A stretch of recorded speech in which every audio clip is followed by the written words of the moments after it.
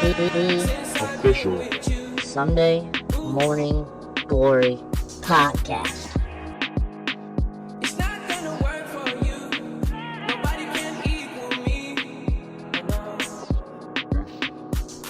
It's back, baby! Sunday Morning Glory Podcast is back. It's coming at you. We're ready. We're live. We're in the studio. This shit's gonna be crazy. I'm Boone Jensen.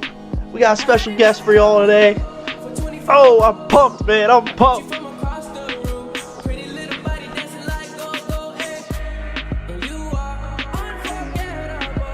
All right, week 3 begins in Sunday Morning Glory. We got the Los Angeles Rams facing off against the San Francisco 49ers.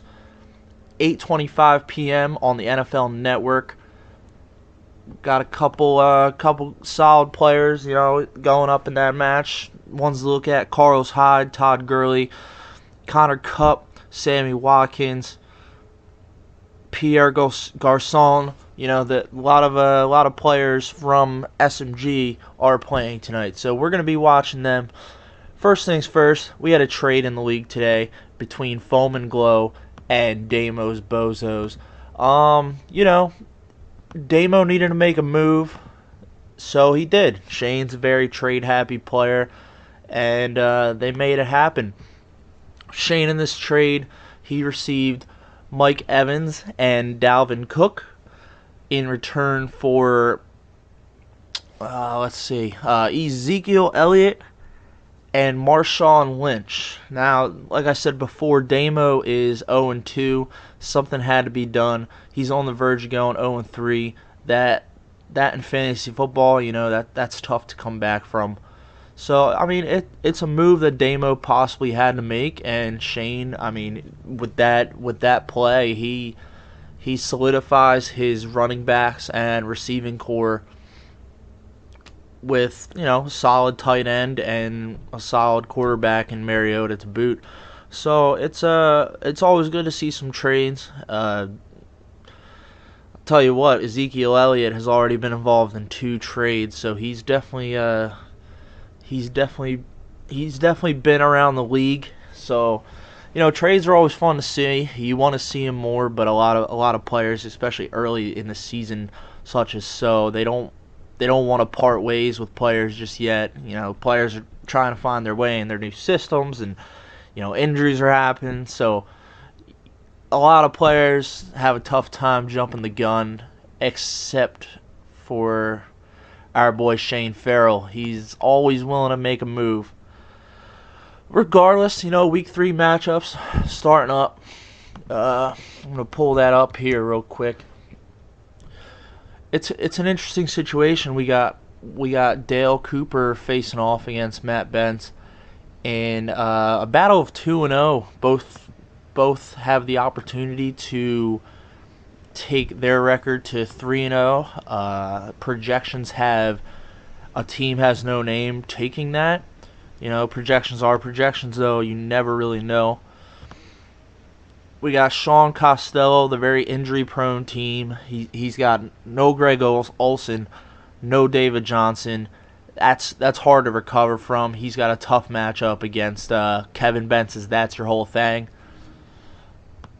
Moving on, we got newly acquired Mike Evans stepping up. Team Foam and Glow.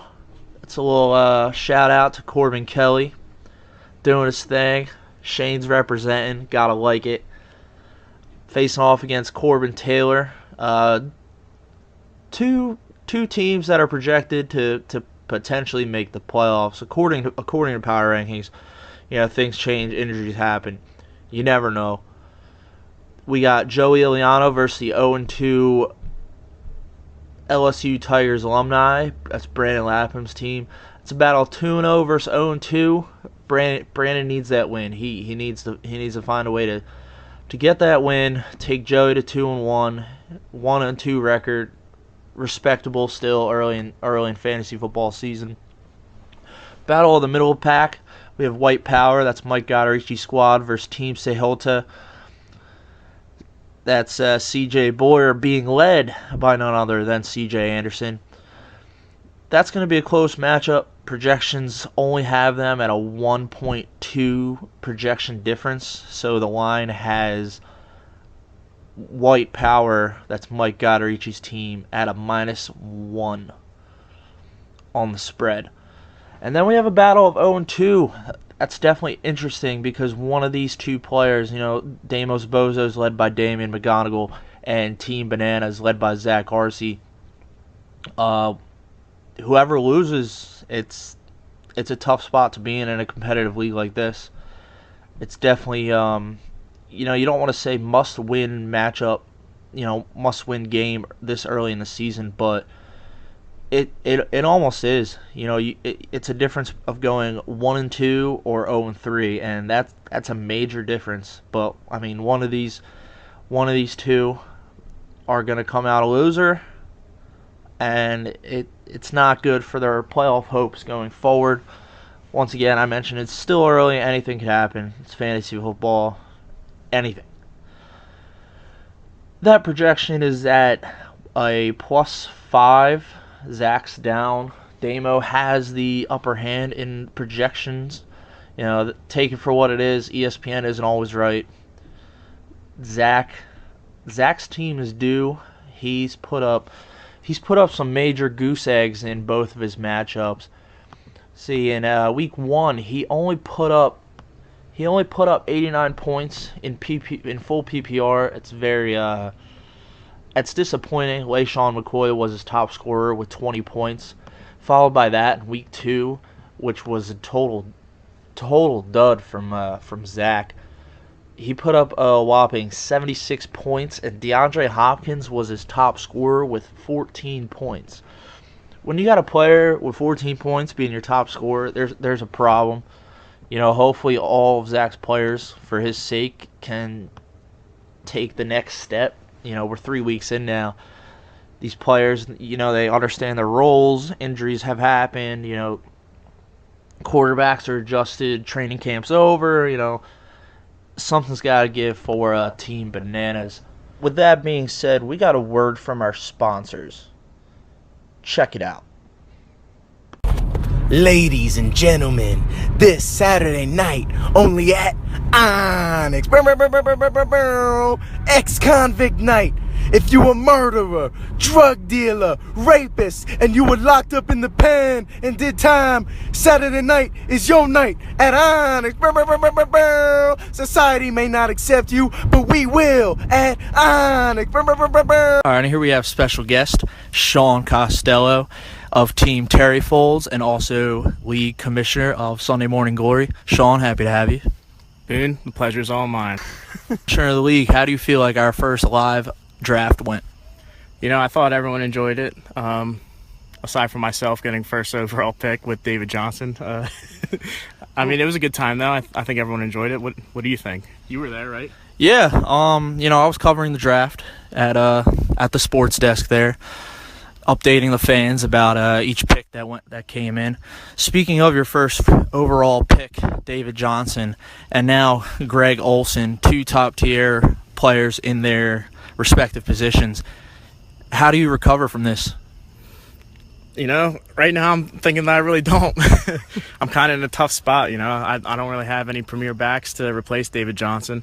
I mean, I picked up CJ 2K and Kerwin Williams, who are splitting carries behind him, but I really don't know who's going to take his spot, and it's a tough position to fill. And two guys that can't quite fulfill the skill set of David Johnson. Clearly not. I should have went with Le'Veon Bell with that number 1 pick, and I'm deeply regretting it right now. Fantasy football is about a lot of regrets. And how do you feel about Olsen? What are you doing to replace him? I did have Ebron and Joku from the Browns, a rookie, but I dropped him. I think I'm going to stick with Ebron for now after that touchdown he had against the Giants. Hopefully Stafford throws to him a little bit more.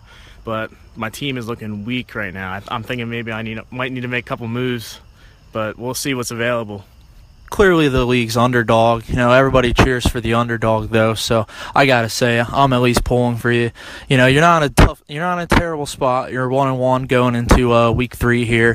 And how do you feel about your opponent this week? My opponent is a powerhouse. I mean, in my opinion, he may have one of the best teams. According to the power rankings coming out, he did have the best team, so I do have to agree with that part. I'm a big-time underdog, but hopefully I can come out with the win here. It will be tough, but anything can happen in fantasy football. Let's hope. Who's he have? Big Ben, I think. Yeah, he's got Gronk. He has Gronk and Antonio Brown. I hope they both get hurt, tear an ACL maybe. Right. Yeah. Shane Farrell of Foam and Glow. He's made 2 trades, both involving Ezekiel Elliott coming to him and then going out. How do you feel about that kind of activity? Do you like having trades in the league? I embrace it just as long as the teams agree and it's fair. Foam and Glow is a little trade happy there. But, hey, if he wants to make the trade and another guy wants to accept it, why not? I'll put it through. But we'll have to see how that trade pans out. You don't know how Zeke's going to do. You don't know how Mike Evans is going to do. Dalvin Cook might be the real deal. He might be a bust. You never know. We'll have to see how it pans out. Yeah, and while he might only be 0-2, Damo, something had to be done, I guess. It's fantasy football. 0-2 isn't the worst thing in the world, but if he wants to prevent himself from going 0-3, maybe a move had to be done. Oh, yeah, I agree 100%. I mean, he needed to make a move after going 0-2, after saying he had the best team after the draft. I mean, doesn't have much to show for it, so I guess he had to make some sort of move, Yeah, well, he does have the best, quote-unquote, kicker in the league, or 20th best in the league for that. Yeah, according to the rankings.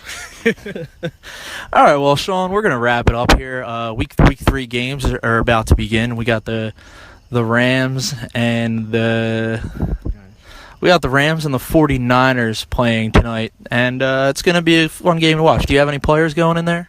To be honest, I have too many teams to keep track of. I know I have Gurley in a couple leagues, but I think that's about it. I really don't have anyone from the 49ers. Hey, that's fair. That's all she wrote. Once again, this is Boone Jensen from Sunday Morning Glory signing off, and we have Sean also signing off. Thanks for having me, Boone. It was a pleasure. Good luck to everyone playing this week, and good luck. Thank you. And overall, that's a wrap on the Sunday Morning Glory podcast for Week 3.